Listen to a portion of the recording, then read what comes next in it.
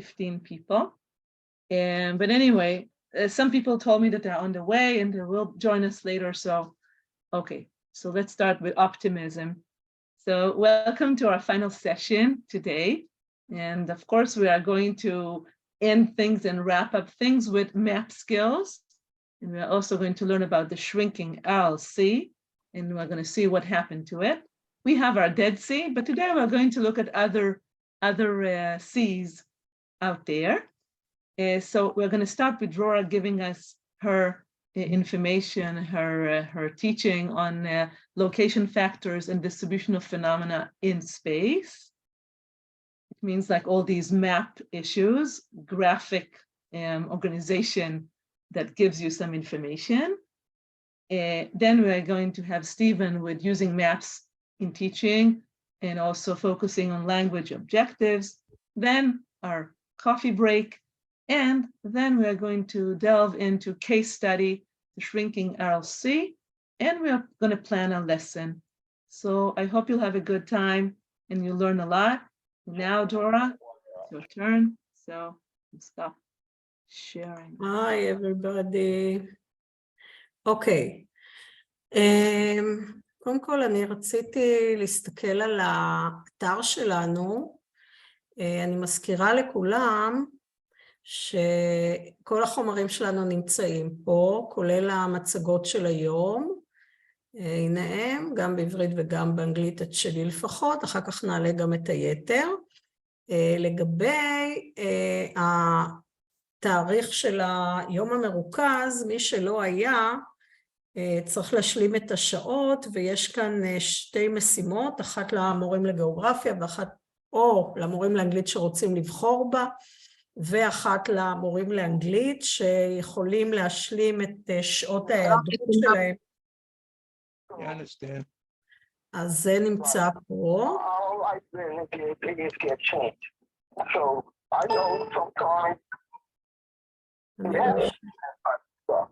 רגע, בוא נעשה... רגע, I have class on Yom Shlishis, every Yom Shlishis. That's not new. So. נדבר איתנו? No. Or maybe mute them all. Mute them all. Then. רגע.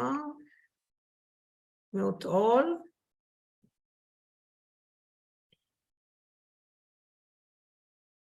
אוקיי. אז שוב, אני חוזרת לאתר, כי גם המשימה לסיכום ההשתלמות נמצאת כאן. המשימה נמצאת בסוף המפגשים, ויש לכם עוד כמה ימים שאתם יכולים בעצם להגיש. המנטורים בעצם משתתפים במשימה יחד עם האנשים שהם מדריכים. אז הם מוסיפים את שמם, והם כמובן יוסיפו איזשהו מידע על תהליך העבודה שלהם. אנחנו נשלח רפלקציה ונוסיף רפלקציה, והרפלקציה תהיה של המנטורים. אז זה פה באתר.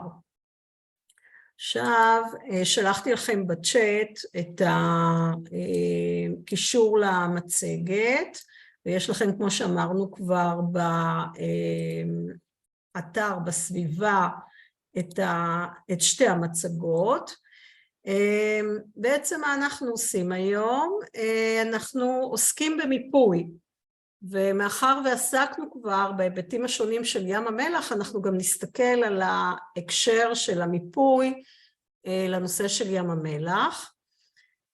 אז קודם כל נבין מה המשמעות של מפות, ואת זה אנחנו יכולים להבין יפה מאוד כשאנחנו בעצם עורכים רשימות של איזשהו מחקר כלשהו, איזשהו איסוף נתונים, איזשהו מידע שאנחנו רוצים לגביו אינפורמציה, למשל יולדות באזור מסוים, אנשים מעל גיל 60 ברחבי העיר, המתכננים יהיו רוצים והם יהיו מעוניינים לדעת מה המיפוי ומה המרחב שבו נמצאים האנשים שזקוקים לסוג מסוים של שירותים, למשל אנשים שיש להם ילדים מתחת לגיל 6, וצריכים טיפול מיוחד עבור ילדים, או טיפות חלב, או עצים במרחב, או נקודות של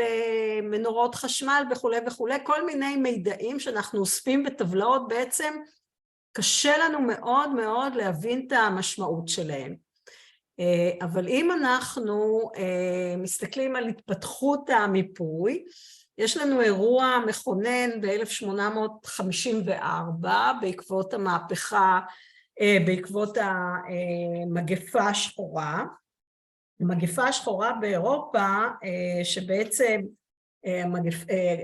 מגפת הקולרה באירופה, שלא בדיוק היה ברור מה הסיבות לה, והיו כל מיני סיפורים, אבל לא הייתה תשובה אמיתית.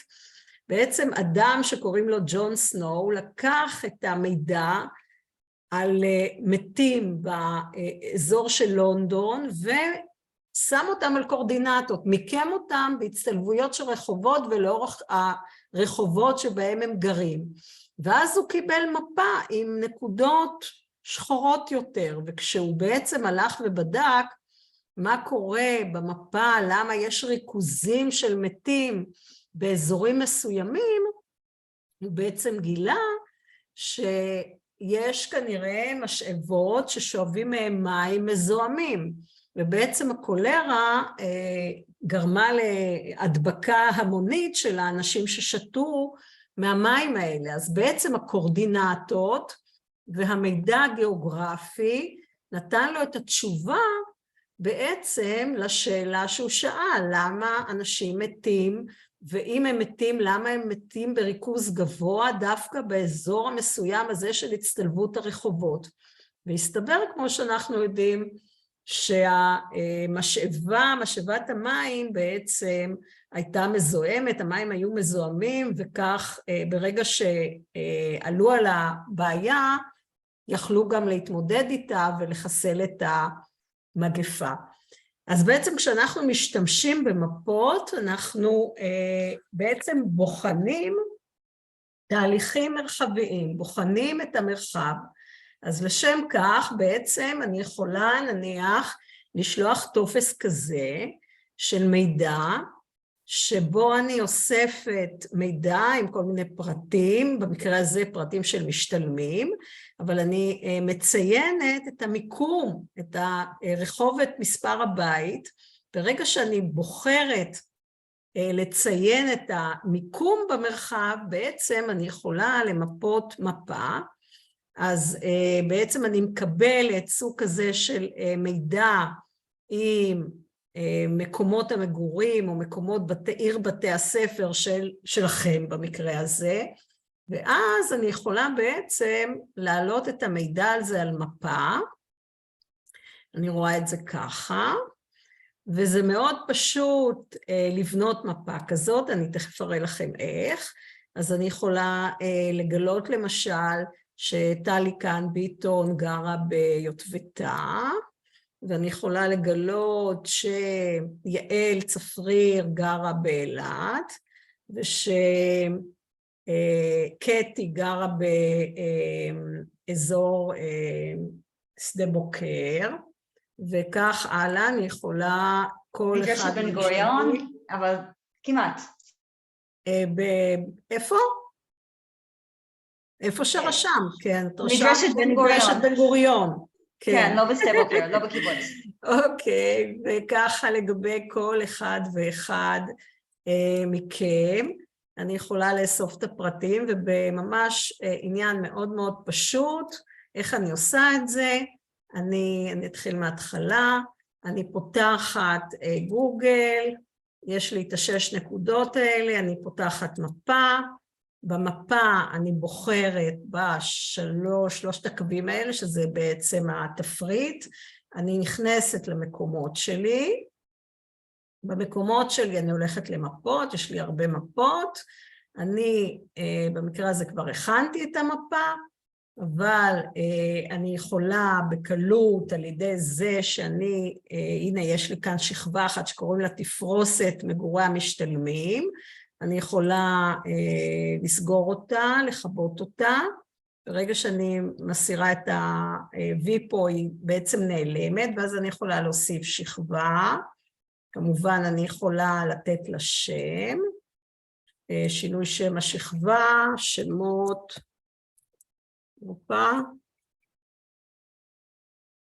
שמות משתתפים לצורך העניין, אני נותנת לה שם, אני הולכת ליבוא קובץ, אני יכולה לקחת מהמחשב שלי, אני יכולה לקחת מהגוגל דרייב, אני יכולה בעצם לבחור איזה טופס שאני רוצה, במקרה הזה, רגע, ניקח איזשהו טופס מהגוגל, נגיד, לא, זה לא טופס. הוא מקבל רק אקסלים. כן. כן, הוא לוקח אקסל. GeoEnglish, איזה שנה זאת? בואו נחפש את השנה.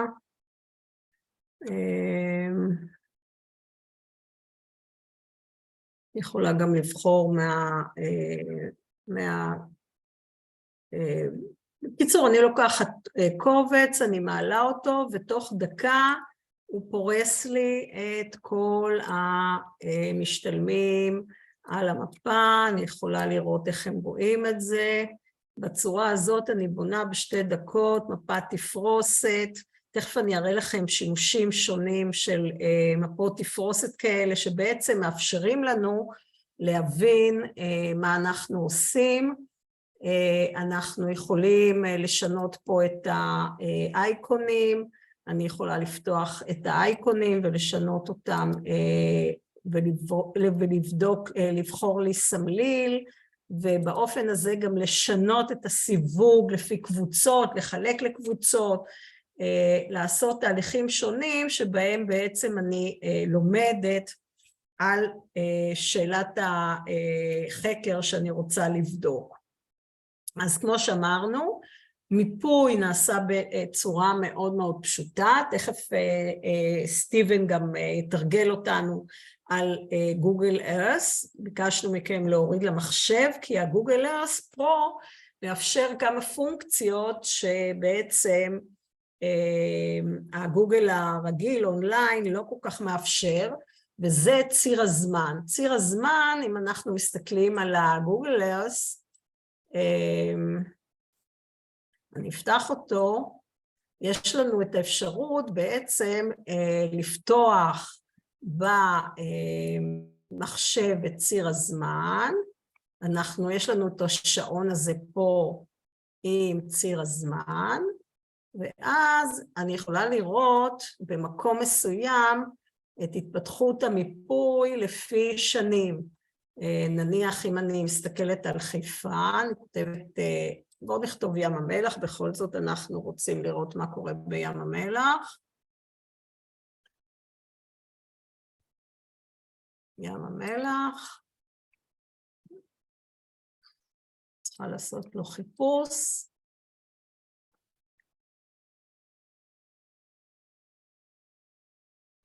ואז אני יכולה בעצם להסתכל לפי השעון הזה של ציר הזמן, משנת 84, דצמבר 84, ואני יכולה לנסות לבדוק אם יש שינויים במרחב, מ-84, וללכת על כל צילומי הלוויין שיש לי פה, 87, כל מיני צילומים, יש פה המון צילומים לאורך הרבה מאוד שנים, עד בעצם 20, דצמבר 20 זה הצילום האחרון, והנה הצילום של דצמבר 20, וכנ"ל אנחנו נתרגל תכף בהמשך, יחד עם סטיבן, את כל מה שבעצם הוא בעצם מתרגל לנו. אז רגע, אני אזיז את השמות שלנו, הנה. אוקיי. אז בעצם שינויים במרחב לאורך זמן, אני יכולה לבדוק בעזרת הגוגל ארת', את זה אנחנו נתרגל בהמשך, הנה הרלסי, אנחנו רואים את ההבדלים בצורה מאוד מאוד בולטת, אז בעצם מה אנחנו עושים עם מפות?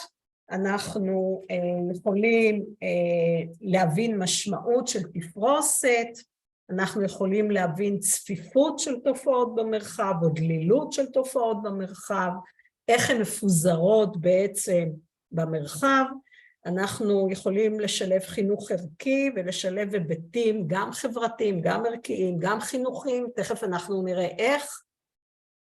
אנחנו יכולים לעשות ביצוע של תהליכי למידה חקרניים, כמו שכבר ראינו, שתי דוגמאות, ראינו את ג'ון סנו וראינו איזשהו תהליך חקר שאני יכולה נגיד לעשות על המשתתפים שלנו, אבל יש פה עוד דוגמאות רבות.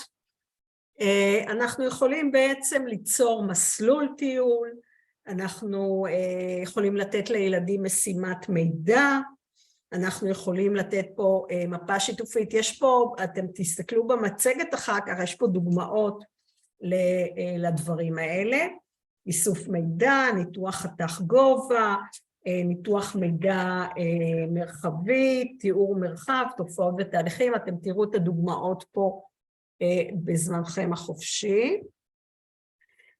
אז אפשר בעצם לחלק את המפות לסוגים, אז יש סוגים שהם סוגים נושאיים, ויש סוגים שהם פיזיים וסוגים שהם אנושיים, והנה יש פה איזה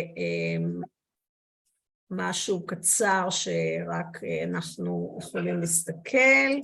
Subscribe to our channel, and if you enjoyed this video, give it a thumbs up for more. אתם שומעים? Red Cat Reading. Learn to read. כן. How to make a map. All kinds of maps. How do people find their way around a new city? How do people drive from one side of a country to the other? They use a map. טוב, אנחנו לא נסתכל A על map כל is a drawing of a place. כל הווידאו הזה, אבל יש לכם אותו פה בתוך המצגת. אז יש סוגי מפות שונות, ואנחנו יכולים בעצם לבנות סוגים בהתאם למידע הזה. הנה כמה דוגמאות, אז למשל, רמת פיתוח של מדינות. אם אני מסתכלת, אני יכולה לסווג את המדינות לפי הנתונים שאני אוספת ואני יכולה לתת פה שם למדינה, ולמשל ריבוי טבעי, מה המצב של המדינה, והוצאה ציבורית על חינוך, ואני יכולה ככה להשוות, לעשות השוואה בין מדינות שונות. אני הסברתי בקלות רבה איך עושים את זה, פשוט מצרפים טבלת נתונים, ובדקה אחת יש לכם בעצם מרחב שלם שאתם יכולים ללמד עליו. אז בעצם אנחנו בונים שכבות מידע, כשבעצם כל שכבת מידע בעצם יכול להיערך גם על ידי התלמידים. גם התלמידים יכולים לעשות את התהליך הזה של איסוף מידע, למשל פה יש מפה שהכינו תלמידים.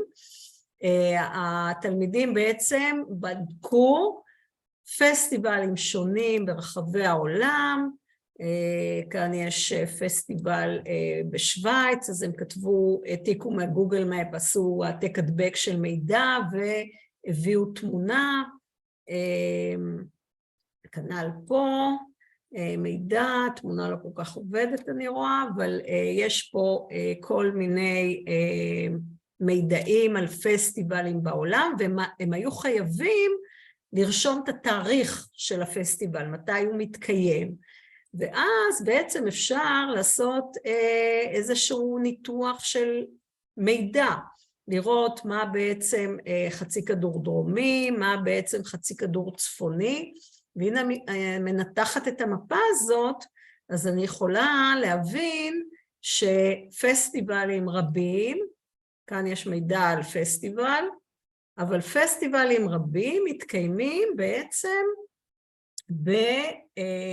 במועד שהוא מועד חורף דווקא סביב היום הקצר ביותר. סביב הימים הקצרים גם בכדור צפוני וגם הפוך מכך, כמובן שאצלנו קיץ אצלם חורף ולהפך, גם בכדור דרומי, בימים הקצרים מתקיימים פסטיבלים. אז מה המשמעות? המשמעות היא כנראה אנתרופולוגית, סוציאלית, חברתית, האדם בעצם פוחד מהחושך, יש איזשהו חשש אצל כל בני אדם מהתקצרות היום, ויש צורך להדליק אור, אצלנו זה חנוכיה, אצל אחרים זה אש בצורות אחרות, מדליקים אורות, עושים שמח, בתקופה הכי עצובה והכי מפחידה בעולם, בימים שהימים מתקצרים. אז פה יש תובנות ותהליכים שלא היינו מגיעים אליהם, אלא אם כן היינו בודקים את הנתונים האלה באמת בתפרוסת המרחבית שלהם. טוב, אני לא רוצה את הוידאו. בואו נמשיך. זה על הפסטיבלים. אוקיי.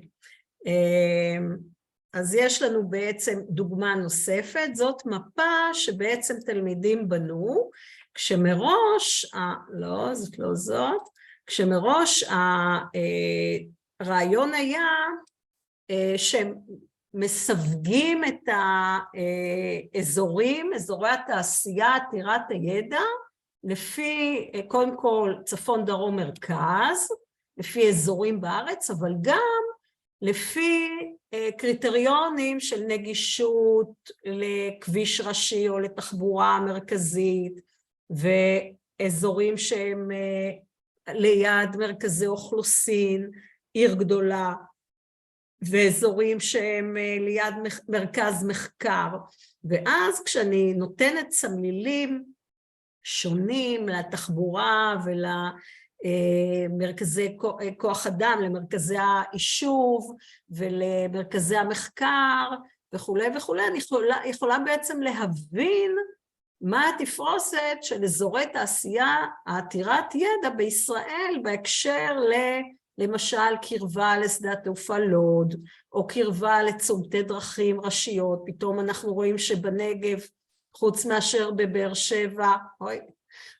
בבאר שבע אין בעצם כמעט אזורי תעשייה, והצפון גם די ריק יחסית מאזורי תעשייה מעט מאוד, ובעצם רובם מתרכזים סביב גוש דן, ואנחנו אומרים, מעבר לתפרוסת הריכוזית במרכז, גם יש גורמי מיקום נוספים שמושכים אליהם את אזורי התעשייה עתירת הידע. אז אני יכולה להוציא פה תובנות שלא הייתי מוציאה מסתם נתונים רגילים, שלא היו נותנים לי את המידע הזה בתפרוסת המרחבית. אז אני רוצה מהר לעבור, כדי שגם לסטיבן יהיה מספיק זמן. אז למשל, חנה זיגמן, מורה במודיעין, ערכה עם הילדים מחקר לגבי נגישות מבני ציבור. היא שלחה את הילדים למפות את מוסדות הציבור, את המסעדות, את בתי הקפה, את משרדי הממשלה, והילדים בדקו איך אפשר להיכנס אליהם מבחינת יכולת נגישות. האם אישה עם עגלת ילדים יכולה להיכנס לשם? האם אדם עם כיסא גלגלים מסוגל להגיע לאותו משרד? ובעצם אנחנו רואים שאפשר לשלב פה גם ערכים, כמו למשל מעורבות סביבתית, כמו ערבות הדדית, איך אנחנו בעצם מנגישים את מוסדות הציבור שלנו, הומניזם, קבלת האחר, הכרת האחר, כי באותה הזדמנות הם גם תרגלו מה קורה לנכים עם כיסאות גלגלים. אנחנו גם יכולים לתרגל מיומנויות, כמו חקר, כמו שאלת שאלות, התמצאות במרחב, מיפוי מידע, שיתופיות בעבודות צוות, ובעצם דיבור בציבור כשהילדים צריכים להציג. אז הנה מה שהיא עשתה, היא לקחה ילדים הם שכרו כיסאות גלגלים, ובעצם הילדים אמורים היו להרגיש מה מרגיש אדם נכה, כשהוא בעצם צריך להגיע למוסד ציבור. משהו מאוד דומה עשתה גם סיגל חופשי בבאר שבע, היא גם מיפתה נגישות, שם זה היה ממש עבודה עם הרבה מאוד נתונים, מיפו את זה על מפת GIS, אז זה מפת שכבות, באמת עשו עבודה מאוד מעניינת. אז בעצם אנחנו יכולים לראות שאנחנו יכולים לעשות משחקי ניווט, כמו זה שעשינו במשחק שלנו ביום המרוכז עם ה-Treasure Hit, ואנחנו יכולים לראות שאנחנו גם יכולים להשתמש במידע שקיים חופשי במרחב, מהמפות של מפי, יש שם שכבות נהדרות שאפשר בעצם לבחור אותן, ובעצם לעשות שילובים והצלבות של מידע ולבדוק משתנים שונים במרחב, הנתונים גלויים וכל אחד יכול לעשות עם זה תרגיל, יש כאן לצורך כך גם קישור למשימה שמורה נתנה באמצעות המפות של מפי.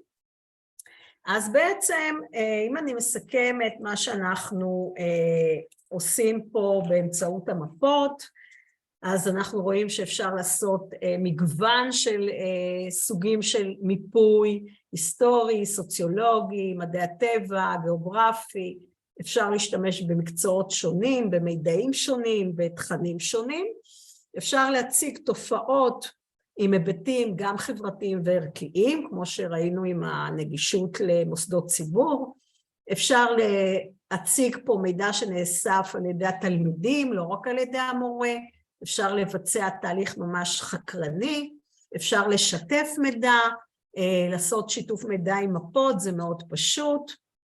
ולסיכום, אז בדקנו סוגי שימושים של מפות, מפות דיגיטליות, הדגמנו מיפוי של מפגעים סביבתיים ויכולים מכך להביא לאקטיביזם ולמעורבות ולהתעניינות של הילדים בסביבה. יש פה במצגת עוד מפות שאתם תוכלו לבדוק אותם, תרבויות, חברות עולמיות, פסטיבלים כמו שראינו, ועם תובנות על מזג האוויר, על האקלים ועל משך השנה והחודשים בשנה, וגורמי מיקום ותופעות במרחב. אז זאת המצגת שלי. בדיוק 5, אז אני אעביר לסטיבן את רשות הדיבור, הוא בעצם יתרגל איתכם את הגוגל ארץ. Stephen. Thank you, Dora. Okay, hello everybody. So I'm going to put some slides in the chat. And while you all access, so I'd like you to, if you could open up a tab or a browser with this info. And while we're doing that, I just want to give a little check-in from the winter over here. This is from this past week. This is from, oh, let me give a better one than that. Oh, that's as good as it will get. This is from Twin Harbors State Park in Washington.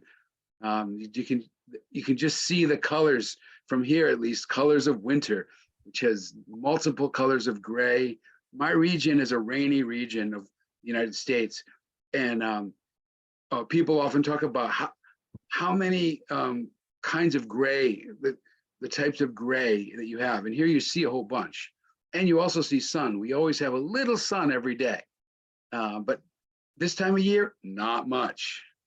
So you can tell it's not very inviting to go swimming. And the water would be, you'd have to wear a wetsuit because it would be way too cold for that.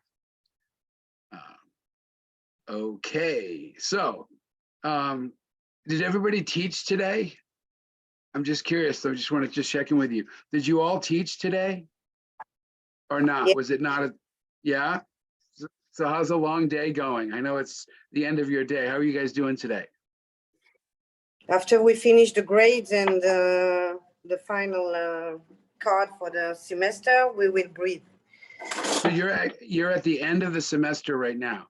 Yeah. Oh, the long stretch. So I appreciate you guys being here. We are on vacation. We are on winter vacation. Coming Great. Soon? Yes, we have winter vacation now until 9th of January. Oh, right. Awesome, great for you guys. Yes. Well, that's actually a vacation's a good time to start thinking about going to other places, even if it's just on mentally going or going with videos or going with Google Maps. And that's what we're going to do right now. So what I wanted to do is I'll go to the same slides that I shared you guys. And let me just get those up here. And let's go to, first of all, let's just have a little bit of a recap on maps. We're switching now toward the language side. But again, as you've seen with GeoEnglish, you can't really separate one from the other. So content and language go together. So related to that, let me do a, so is everybody looking at A, B, C, D here? Is everybody looking at it? I can't see your faces. So if you can give me a verbal yes. Okay, perfect. Now, let's see if we agree or disagree, and then we'll have a brief discussion to get us going. So maps provide good evidence to check if features or conditions in a specific place are really there. Disagree. We can do it verbally. Let's do it verbally. Agree or disagree? I disagree. Maybe right in the chat, no? You want to do it in chat? That's probably, yeah, throw it in chat. Throw it in chat. And we can see each other's responses.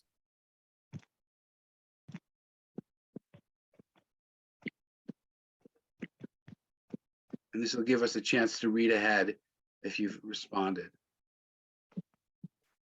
All right, I'm just going to check in from, okay. Just, I'm wondering what do you mean by conditions? Like okay, that's a great question. Does anybody have if we, based on some of the images that we saw, so if you had a chance to look at the video that was attached to the invite for today's session, and some of the pictures of the Dead Sea, which we didn't see pictures over time very much, but what do you think conditions might be if we're talking about the Dead Sea and the Aral Sea? Anybody, any thoughts? What's a condition? conditions. If the sea has evaporated or not.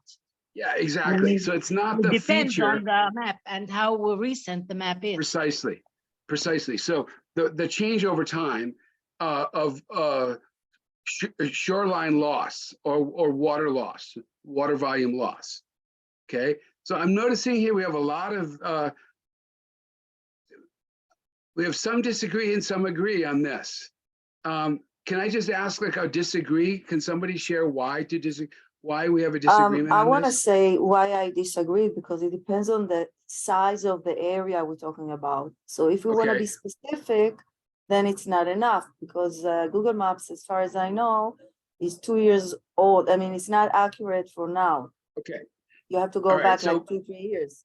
So maps can't be, they can't settle an argument for us, but they do provide factual evidence for something that we can see in a video, something that we can have anecdotally, someone telling a story. We can actually go to a map, and it may be out of date, as you pointed out, very good, well said. But I would agree with this because it's a map is at the time that they made it, based on, it should be based on fact, whatever the theme of the map is. So if it's a map about rainfall, it's going to be facts about rainfall. If it's a map about the size of the seas and the lakes, the inland seas and lakes, it's going to be based on where the shoreline is at that time. So I would tend to agree with this, and with some questions of whether we can make final claims. Okay, moving along. Thematic maps, number B, letter B. Thematic maps with specific data are more important than maps about everyday life where you walk, shop, drive. So the science is more important than personal life. What do you guys think? Can you put it in chat?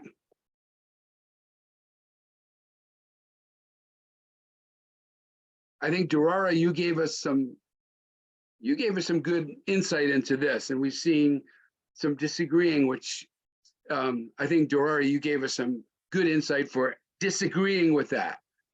Maybe I think we can all disagree with this. Why are these places where people walk, shop, and drive as important? And I want you guys thinking pedagogically. Why do you think it's as important to talk about everyday life with maps? Any thoughts? To reach more people. It's more relevant.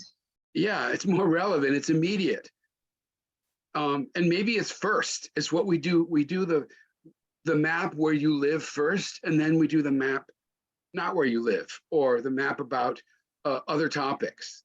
But yeah, so the part A was about science, giving evidence, but part B is really about the perspective of the individual. Both are important. C, teachers and students should organize items around the classroom as a lead-in to teaching organization of features on a map. So basically taking the classroom space as if it were a map. Agree. We have a verbal agree. Any other thoughts on that? Agree? Oh, sorry. I don't quite understand what you mean by this. Well, if you think of a classroom as a space, and we could take, for example, books and put them on top of the table, right? A table. Or we could put things out of place. We could put pencils on the floor. We could put books next to the pencils. Or we could teach north, south, east, and west based on the classroom. Or we could teach using the space, the limited dimensions of a classroom to lead into the limited dimensions of a map. I mean, this is up to you as teachers, whether that would work with your students or not, right? But the classroom in itself, the physical classroom in its way can become like a map. I talk a little bit about that at the end of the session. I think that would be too confusing to my students, at least. Okay. Then yeah, if it doesn't work with them, then that's fine. I wouldn't use it. But if it works, if that's something you think would help them appreciate and approach spatial understanding of where things are and using language to describe it, then great. If not, then not. I think it would be useful, perhaps. I'm not arguing with you, Kathy, but I'm just saying because we use mapping in our brains more than we think we do. So for example, when you walk into the classroom, you know that the whiteboard is on the right, for example, and the seats are on the left, et cetera. So we maybe to show them that this is like a picture, a map is really a representation of where things are. That's all. Yeah, so Mira, your point is, I think, really relevant. There's behavior, we make behavioral choices in the room that after a while, we stop even thinking about it because they're so natural to us. Just as you said, to the right, oh, that's where the board is, right? Where I sit is, oh, that's in the back to the left. But if we take that classroom away from the routines, and we maybe make things strange, we put things where they don't belong, and we describe where they are. Maybe somebody could leave the room and come back into the room, and we have to describe how things are different in the room using descriptive language. But as a space, it represents something similar to a map. It's limited.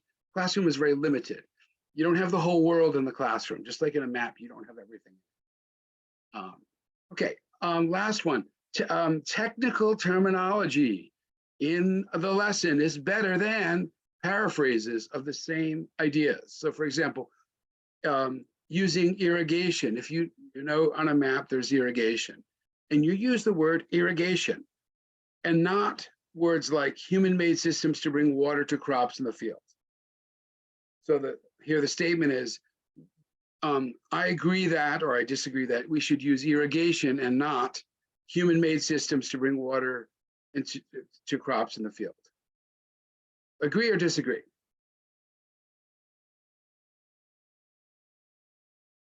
I think it's important that they learn the terminology because that's what they're going to see later in life. Okay. Can you say more on that? And if I tell them human-made systems to bring water to the field, later on when they hear about irrigation, they're not going to understand it. But, you know, I might as well already teach them what it is, what it means. And, you know, the features on the map, when they see a map, they want to, later on in life, they'll say, oh yeah, I remember this word, I learned it. Okay, great. Great point. So if it's something that, if it's a term that is later used and not simplified, either in a text or somewhere else, then why not teach it right away? A bunch of people are saying both. Can somebody share, or I don't see any disagrees, but those who are saying both, can you share why both? Why not? Why not? Okay, go ahead, Manal. As a teacher, you know, and I teach for the Bagrut also, it's very important to teach the word and also how it's defined in English. So why not if the process of teaching the word, teaching them and defining it in English? Why not? Okay. All right. So don't just throw irrigation in there without explanation. Use irrigation, but explain it. I also think that there is and I'm thinking about the English teachers here, like there's a long tradition of English teachers simplifying the vocabulary of a text, either replacing it or having lots of scaffolding around it. And the point with geography, and we've gone over this a little bit before, and somebody mentioned it earlier, is that part of the learning is to learn words and concepts that aren't part of speech in everyday life. So they need to know the certain words, but we as teachers have to figure out what those are. And if those aren't key words, if they're not words that matter in future learning, I think you should paraphrase it, right? So I'm more of the, it depends in my personal style. However, if I'm an English teacher and I'm teaching with a geography teacher, or I have a colleague who's a geography teacher, I might ask them, not irrigation. I think irrigation is pretty common enough to say, oh, we need to teach that. But other technical terms, it's a good time to check in with geography teachers. Okay, so this is a little just getting started. So moving forward to what we're going to do now for the next while. And thank you for your feedback, because your feedback, some of you were saying, oh, let's go back to this Lister 2017 hourglass. People are calling it the hourglass. It does look like an hourglass. And what we'll do is now is we're going to do a video on the RLC. It would be in noticing. It would be in the beginning. We're going to do, and then a split activity, meaning an activity with a couple parts that would be in noticing and in awareness, which is starting to focus on the language. And then later, which we'll just touch on very briefly, we probably won't have time for it, but it's in the slides. Maybe writing some sentences with the simple present for facts. We could do present perfect for change. It's up to the teacher's discretion, but that would come under guided practice. Each of these would be a separate lesson. Video would be a lesson, this activity at the Google Earth would be a lesson, and then the sentence writing be a lesson. This is not in one lesson where you have before lesson, body of the lesson, and wrap up to the lesson. Okay, so the video activity with the RLC, let's move forward to that. So we will have a little lead in here, and the lead in are these 5, oh, those are the answers, don't look at that. These 5 bullet points below. And we're going to guess which of these is first in sequence based on what we hear. So this, just predict. So if you can take a minute, read through these and we're going to predict what's first, second, third, fourth, and fifth. Just take a minute with that.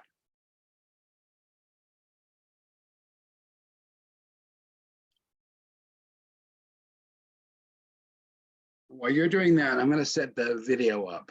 So I'm going to toggle away from this screen for a minute.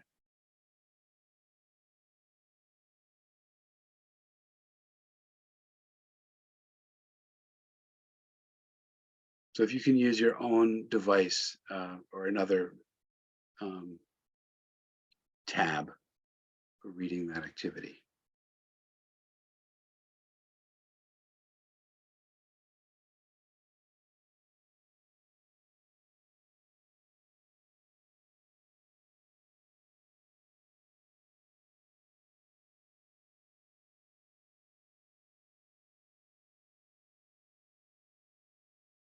All right, we will listen through, and our objective listening through is to, at the very least, pick out of those 5, get a couple of them in sequence.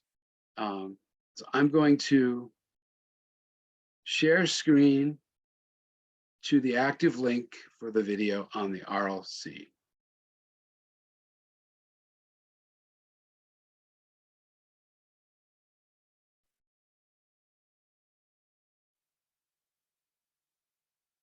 Right, it's very brief, two minute, 20-second video.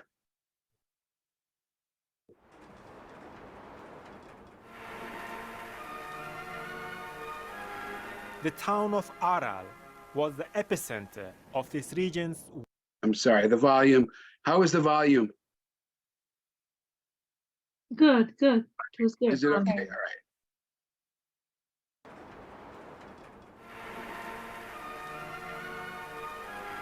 The town of Aral was the epicenter of this region's once prosperous industry.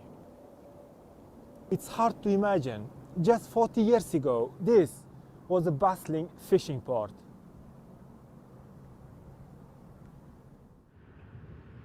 There was a beautiful sea with waves coming up to the beach.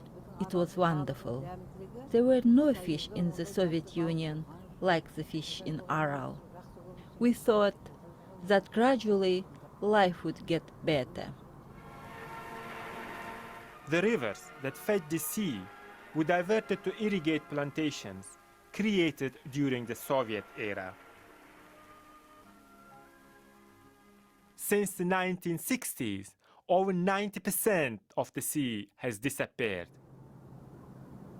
The exposed seabed extends for hundreds of kilometers, leaving ships marooned in this newly created desert. Aid from the World Bank has been used by the government to build a dam at the sea's northernmost tip. The dam is now at full capacity, and although it hasn't brought the sea back to the town of Aral, it has helped other local communities. By the late 90s, only 8 houses were left in this village, out of 90 houses. But when they built the dam, it improved. People are coming from all over the place and fishing here.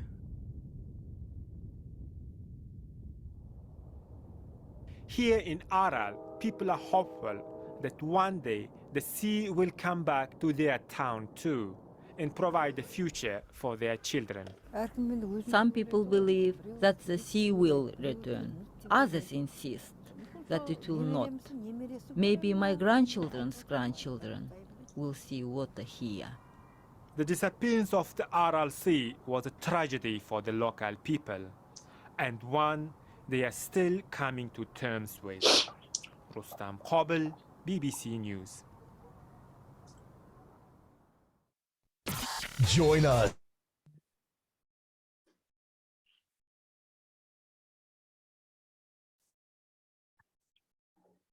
Okay. Hey, look Okay. who's here. Look who's here. We have our Tiona. Oh, great. I couldn't miss this opportunity. Please open your cameras. I can see who's here. Can You're doing such interesting things and such relevant issues. רגע, אני צריכה לדבר בעברית או באנגלית פה? English, it's good. So you're doing such interesting and relevant things and such actually mind-boggling situations that you're dealing with that I hear everything from Tammy and from Drora like this, and just wonderful. So I thought I might at least come in and say, you're lucky, and you're lucky, and I can only be jealous that I didn't have all this when I was a teacher. Thank you, Tiona. I see Nurit is also here. Wonderful. Yafe. And Sula. Oh, such good friends. Good. And colleagues. And Uri. Wonderful. And also they came in the winter break, Tiona. Some of the teachers here. Wow. They just like come. And al morim. Right. Thank you so much. Okay. Wow. So now it's the RLC, like what's going on there? Thanks. Right. Hi, So, Stefan. hi, Tiona. How are you? Nice to see you today. All right, great. So can we, what was first here in sequence? Some people think the sea will come back, but others don't think that way. Was that first? No, that was last. Yeah, that was the older woman speaking with a little bit of a sad look in her face she was later. Okay, what was first here? Fishing port. There was a fishing port on the RLC. Okay, let's check. There was a fishing port on the RLC, correct? It was the second thing she said, I think, the second sentence. Yeah, and some of the words here, the way what I like to do is I like to change these words and so that they're not verbatim from the text. Rivers were diverted for irrigation during the Soviet era. Soviet was there, but some of the words were different. Since the 60s, over 90% of the RLC has disappeared.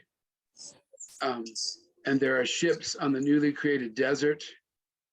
Some people think the sea will come back, but others, that was the last one. Okay, so that was a sort of a noticing.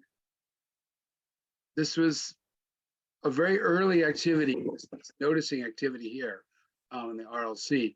But as it stands, that's not enough really to get English competency out of. So some of the more interactive and the more dynamic activities that we can do now with technology is a good next step. So one of the other things we didn't go over because of time, and and by the way, we're angling toward a coffee break, just in case you were wondering, we're angling toward that coffee break. But I just want to leave you with this. If I felt that there is needed for some visual scaffolding for that listening, we could have done another lead in by just pure noticing these side-by-side images. This is for the Google Earth Pro exercise, but it actually lends itself very nicely toward the video. And it can be just basically like pointing. Oh, I see water is on 1985 and no water in 2009. So coming to just pure recognition and even sentences, you could scaffold this with semi-complete sentences, or could be true or false even. I chose to go with the put them in order section. You could also use connectors to compare and contrast. Okay, great. Can you give an example of that? I didn't see who said that, but can you give an example of that? Sure. So you can say in the picture from 1985, I can see that there's water, however, or but. Yeah. In the picture in 2009, there's no water or there's less water. Great, perfect. If students are ready, if that's where they are, if they've already done simple isolated sentences, this is a perfect setup for connectors for coordinating conjunctions or conjunctive adverbs. And I also think also for comparatives, for example, less, Okay. more, stuff like that. Can you give a full sentence? What would something what would a student say that's a full comparison? How would you set that up? What's a 1985, there's more water than in the picture. Okay. Yeah. Great, perfect. All right, so Fuller, stuff like that. Yeah, thank you. I'm going to stop share. And what we're going to do is next, we're going to take about a 10-minute stretch your legs. For you guys, it's happy end of teaching for the fall moment. Whatever it is, just to turn off the mind for a minute, get your coffee or tea, and we're going to come back and we're going to actually go. Where are we going to go? You guessed it, the RLC, and we're going to do some specific searching, and we're going to come to some specific language practices on that specific searching. But let's do that in 10 minutes. Can you guys come back at 10 minutes after the hour? Is that 5:40? Yeah. Does that sound good, Tammy? You want to take over? Go ahead, Tammy. Good. Yeah, no, 5:40. We'll be there. We'll be here, not there. Oh yes, I'm sorry, not 10 minutes after the hour. You're right. Okay. At 5:40. Thank you. Right. All right. So I'll see you guys in a little bit. And so I'm going to go back to the that hourglass just for a minute. And you as an instructor you're thinking about the module that you're teaching. So this clearly the RLC video, which is linked there if you want to listen to it at your own time, would be in the noticing, because you're noticing content, you're also noticing language, but there's not a specific focus on it. Whereas coming toward here, the next activity, which is the interactive one, by the fact that it's interactive, there's already interactive language, which could be taught probably earlier in the course, so that students in breakout groups or in pairs or groups in the classroom are better able to deal with like those interactive points of like sharing answers. And then some more going down toward this guided practice, which could be associated with either one or both of these, and coming to decide a decision on what is the language that these activities lend themselves toward, and specifically what are students ready for. So, and I'm going to leave that open to you. We're going to do a sort of a modified version of part 1 and 2 together. We're just going to talk about this part, this simple sentence present, past, or compound sentence writing. And our task is, I'm going to set you guys up with this. This is our first task, and that's to look at the RLC. And in your groups, you're going to follow these steps. All right. And then here, this is verbal. Describe the feature, the time in the past, and then the same feature later. Okay, so this is interactive. The second one is going to be a little more like, so writing, we'll task it as writing. You can decide, the students ready for simple sentences in the present and past to describe facts, facts now, and facts before, and then scaffold that with, for example, there's, there are, there was, there were. Or if they're ready for compound sentences, right, with and but, and furthermore, however, I would select from them, from the long list of these, and not just give them a list. You know, and I think that the and but, furthermore, however, are very visible and very appropriate for this particular task. And then, you know, pre-teach the things like the comma and the connector, semicolon, connector, comma, pre-teach all of that if they're ready for that. This interactive Google Earth Pro could lend itself to, and there are others, there are many others we could use. We could use present, we could use comparative and contrast language. We could use present perfect for change to the present. So I'm going to leave this bit up, this part 2 bit up for you. Going to part 1, this is our task. Okay, so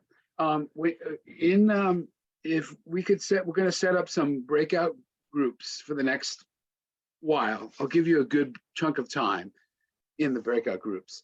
And you're going to search this place. Those exact keywords would work. I want you to spend some time with the plus and minus on the right-hand scale that goes in, zooms out, because you'll notice that the detail changes sometimes, especially if you go in the past. If you zoom in, sometimes you get totally different detail than if you're zoomed out, because satellite technology obviously changed over time. And then find a feature from our video. In our video, there's some that were shown, and then there's some that were stated. So the stated ones were the Kokoral Dam and the Aralsk City. Aral City, they call it Aral City, but I notice on Google Maps, they call it Aralsk City, which is one of the, I guess it's a Kazakh or an Uzbek language spelling of the city. So it's searchable that way better. And you notice here, sometimes we as teachers have to really go through the interactive activity a bunch of times to sort of figure out stuff like that. Like, oh, it may not be searchable in this way. Maybe there's another word. And one feature, it could be infrastructure, any of these things.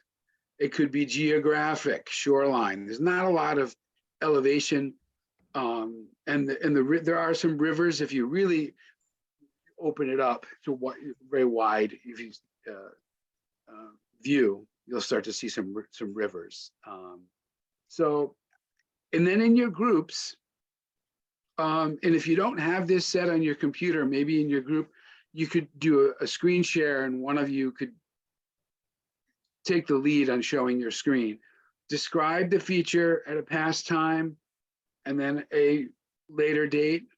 And then the last question, and we'll talk about this in when we meet at the very end. We'll have a quick synthesis. Did you find map-based evidence that supports the claim or a claim made in the video, right? Did you find map-based evidence for something that the video said? Okay, I'm gonna stop share. So any questions on the setup? So what are you guys gonna do? Yeah, go ahead, Mira, go ahead. My question is that I have Google Earth Pro open, and I did the search and I found the Aral Sea for Kazakhstan, but I don't see on my screen the slider thing for the history. Can you tell me how to find that? Yeah, Durora, could you had it set up? Could you show us, Durora? Because I don't have it very visible here. Could you show us, Durora? On the Google Earth Pro, the history button.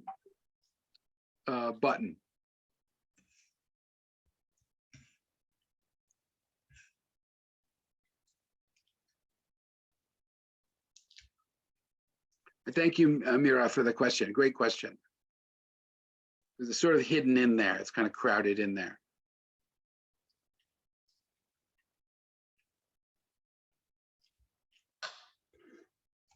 Is it only in Hebrew?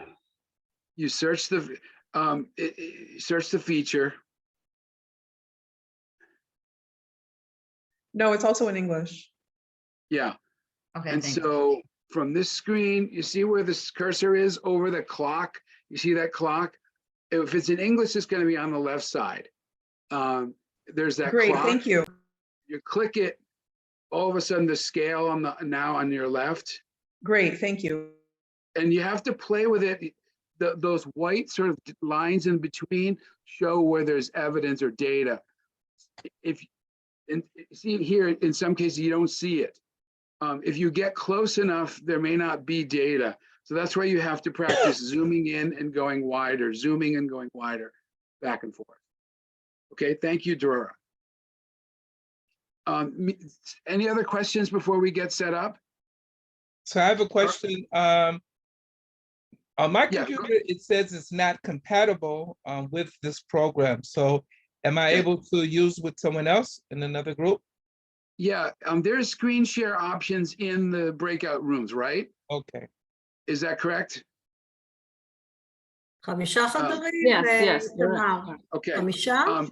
So maybe in 5 our חדרים? How many people are we? in our groups, if Maybe maybe 6 if- rooms. like in Isha, no? in your case, Yeah. in your group, Isha. if one person could be the lead and show their screen and the rest of you guys work off of that screen, that's probably the best way of doing it. Oh, thanks, Tammy, for setting up the groups. And Is the pro version available to everyone? What? Yes, the pro is free and available. And It's I just free and want, available to everyone. so just like see that you could download the Google Pro, and then I'm sending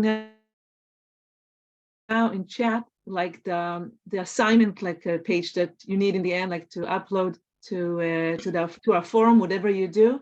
So maybe write on that that kind of page. No.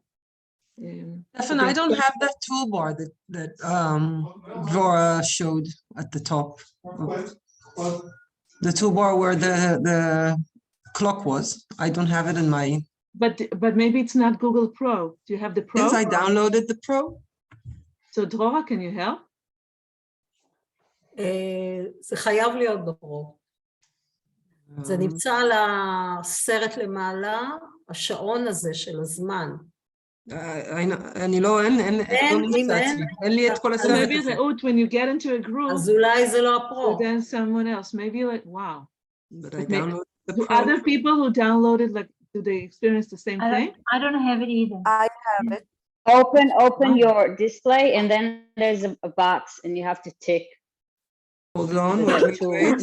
Guys, don't rely on phones. If you're using your phone, I don't think it's formatted. No, Reut doesn't rely on phones. No, I'm on my computer.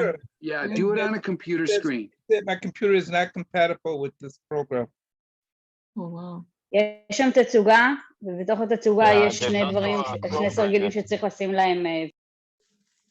צריכים קודם אבל לרשום ימת הרעל, כי אחרת זה לא עובד.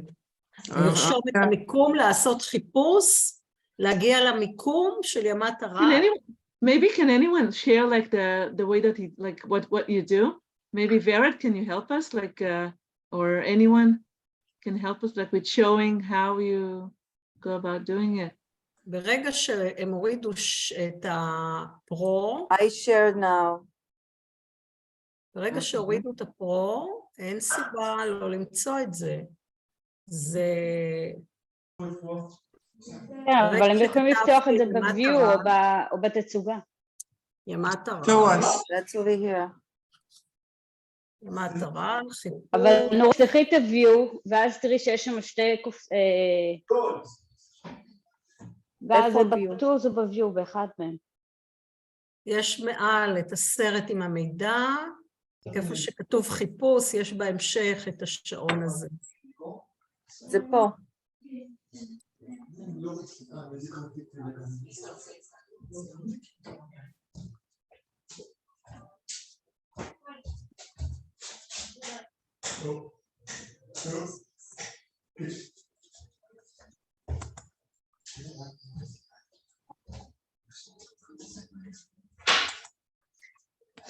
No, that I don't have it.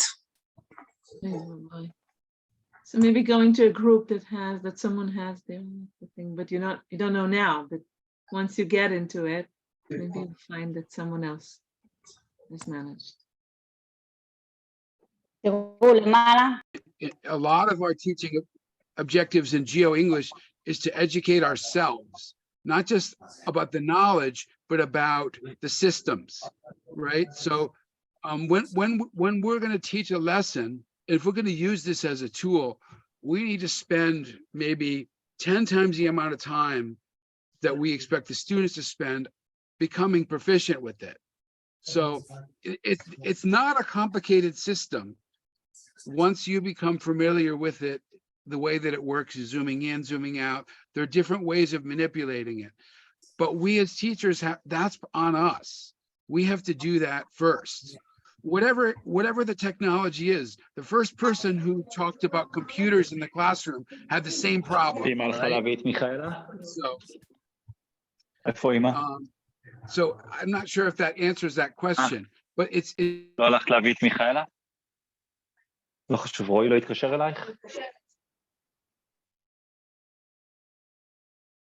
Before we put it onto students, it's up to us to become proficient in it.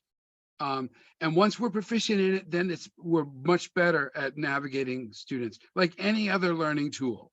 Okay, that's my view on that. All right, so can we just go back to the last bit of class? We had about 15 or 20 minutes. And I want to hear what you guys came up with evidence. Hold on, I'm opening up my slides again. So just give me a quick sec.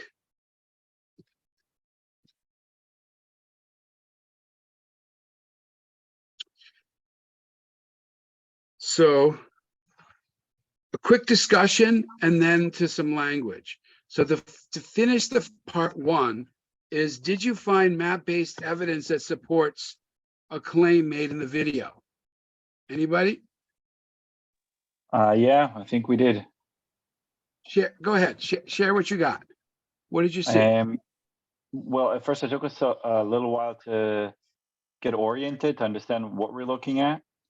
And once we found the town itself, we were able to zoom out and then follow changes of I think it was like a peninsula of the sea that is supposed to reach the town.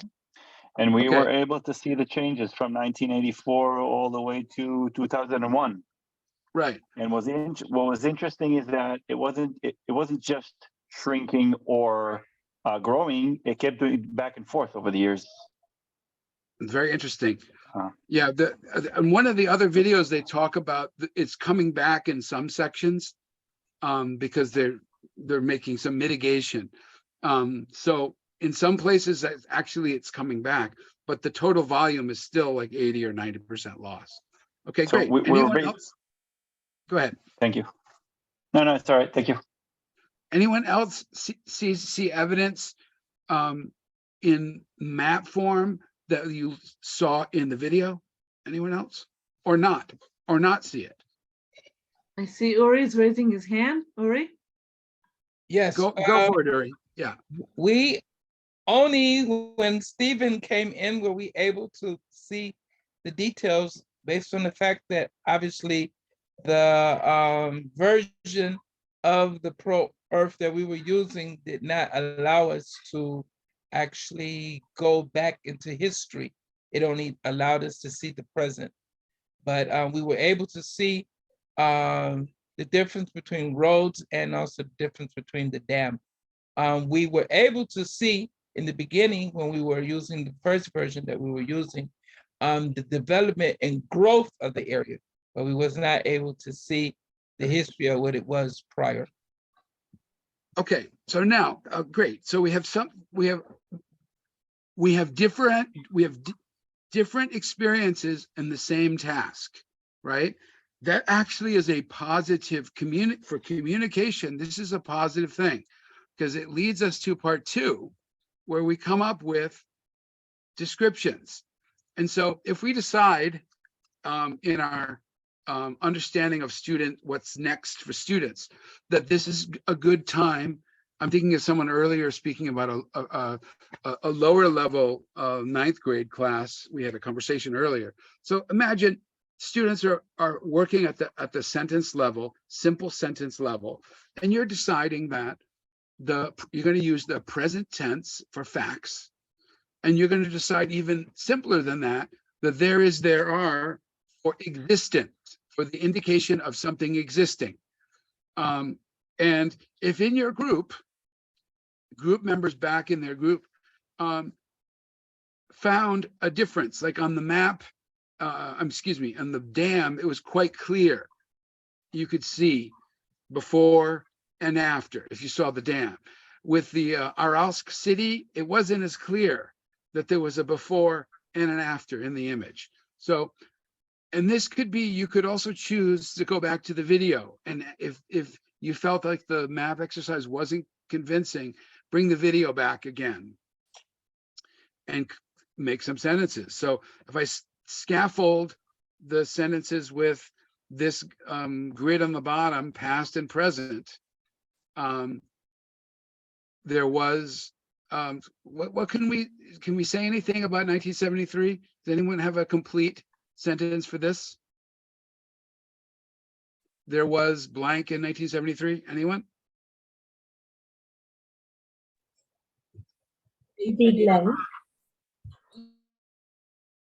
I heard a couple people. Uri, I saw you, Uri, your name pop up. Can you finish that, Uri, please? Yes. So there was a fluent fishing city in 1973.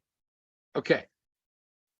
Now there is, instead of a fishing city, a desert. okay, great. Any other before and after? And 1973, we can change. Some of you did 1985. I noticed that 1985 was kind of a clear year for the past. Anybody? Maybe there was a larger lake Yeah. in 1973 than there is now. Okay. Okay. So using, yeah, all right. You can say there was more water in 1973, maybe. Yep. And now there is like a dam that stops water from passing on, maybe. okay, great. Great. Yes. So these are simple sentences to discrete separate sentences, past tense, present tense. Now, if in my group I didn't see a difference, then I can talk all in the present tense. And what this happens is then when I share with my classmates, the whole class like we're doing now, we can see the difference. Oh, you know, somebody will say, well, if you went back farther, or if you zoomed in, you would see the change. It's for communication, it's perfectly acceptable that some people have different information than others, right? And notice here that when we do something like this type of activity after a video and after an interaction, it's almost like language. We forget about language. It's all about the content. We're so excited or so interested about what we found. It's like discovering treasure, searching for treasure in a way. And we found a little bit of treasure. And if they need the scaffolding for the present and past below, great, use that. And do some we can use it also. We can use it also to review some language, like. Say more on that, Manal. Say more. No, I mean we can also use it if we are sorry. learning, if we are teaching them about Google Maps, etc. Whatever. We also can use it to stress the language. Also, why not? So we want them to speak. They've to already talk, learned. and Language they've What? already learned. Like they have already learned, like 9th graders, for example. If I want to review the past simple, then I can like use this activity to review also the past simple. Exactly. And this is real context, because we yes, actually it's real, it's interesting also. Yeah, precisely. Yeah. Now if Just thought now. I'm sorry, I didn't hear that. Could whoever spoke repeat? I said also comparative adjectives. We just did this in class, comparing things, bigger than, greater than. So it's perfect. Yeah. And this is why what I was saying earlier about us as teachers, that a teaching objective, we have to become really proficient. Like we have to go through some of these exercises many times, and then maybe the third time we realize, oh, just as you said, this is actually better for a comparative rather than these simple sentences. We decide that as teachers, but we may not see it our first look at it. We may have to spend a lot of time going through it to see what's a natural or not natural, but what's an appropriate use of language, whether it's something they've learned before or whether it's the next step of what they could learn now. And this is not exhaustive using present simple and past simple for facts. You could throw in comparatives, present perfect we talked about. And then somebody brought it up earlier, I forgot who it was, connectors, right? Using complex sentences, or rather compound sentences. And if this is where you're ready, if the students are ready to do it, this is great. There was less water and they built a dam. There were boats in the water, but now there are boats on sand. I didn't see any evidence. Could any of you guys see boats? I don't think it's possible. They're so small. But I wanted to, that was, when I saw that video, I wanted to see if I could see evidence of boats on the sand, but I never did. But from the video, we saw that. The star, did any of you guys see the star of Uzbekistan? Did anybody go there? So in Kantubek, Kantubek, right? So in addition, it is still visible today, right? So one of the things that can also happen is if the students haven't done things like this, a language, you could do what somebody said earlier, do language that we've already learned and apply it to this context. But you can also take a step forward and talk about, for example, the difference between using and but versus furthermore and however. How would you guys, teachers, how would you say, if you were to tell a student, if the student asks the difference between but and however, what would you say is the difference? What was the question again? I didn't hear you well. Maybe If a student, when if you a student asks you, in spoken English, maybe you can use the or and but when you write a composition or you answer a question, then you can use the more academic. All right, great point. Great point. Because in this exercise, we did both. Because we were working with peers, the and but are perfectly appropriate because we were doing an interactive activity with the maps that wasn't academic as it was with peers. Yeah. However, this is also school learning, and we're also studying geography, which is a science. There could be a situation where, for example, they're writing a report, or they're either listening or reading to the news, and somebody's using language that's one step up in a more formal register, right? More academic or more related to governance or power. Stephen, we can also stress the relative clauses like the water, which, or that, like make it more complex. Of course.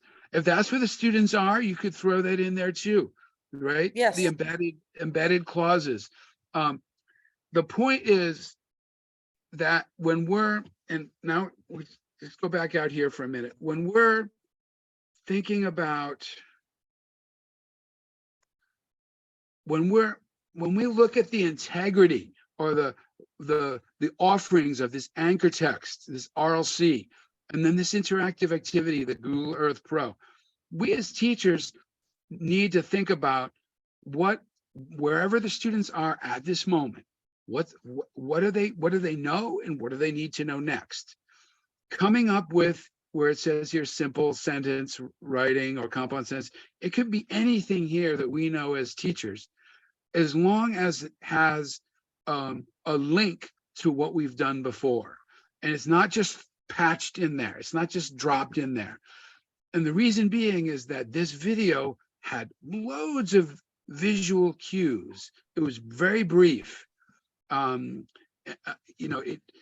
had lots of information that wasn't like super complex. And then we did this activity where students were interacting. So we have a lot of context, even though the RLC is something they never heard before, maybe they never visited there. We decide whether it's something, well, I want to go back to what they already learned in language, and I want this to be the guided practice to be what they know in language. Or you decide, I think it's time to go on to like doing adjective clauses, as somebody just said, relative clauses, because they're ready for it. They're ready for it. They've already exhausted. We've already done, compound sentences. Let's go to complex sentences and let's use this activity. If that's the case, I would, and I were teaching the class, I'd go back over the whole thing. I'd listen to the video again, do the interaction activity again, and make sure, verify that I could come up with that structure, whatever that structure is, and make it natural and make it communicative rather than something that the teacher's just inserting and dropping in there. Okay.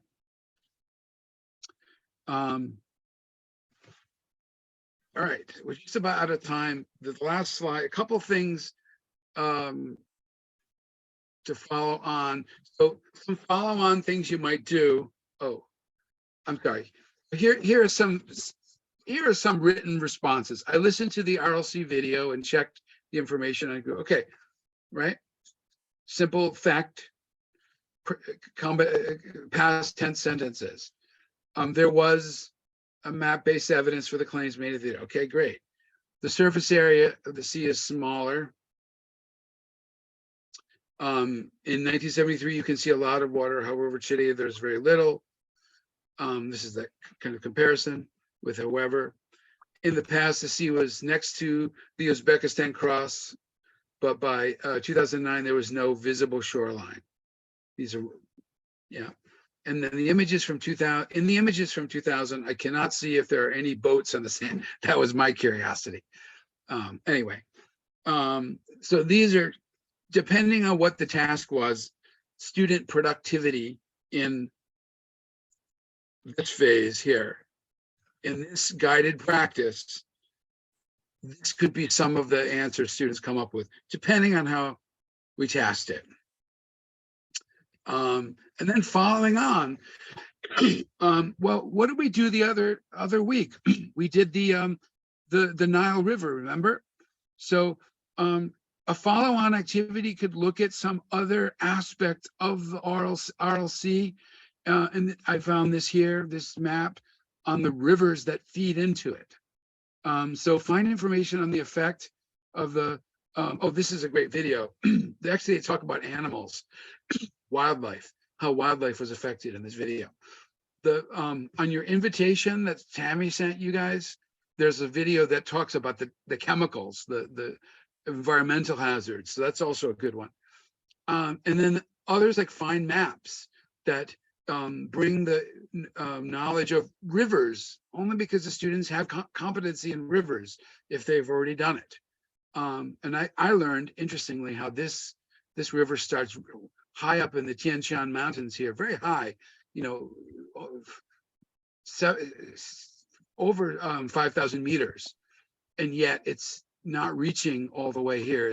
It's getting siphoned off, or it's drying up by the time it gets to Aralsk up this way.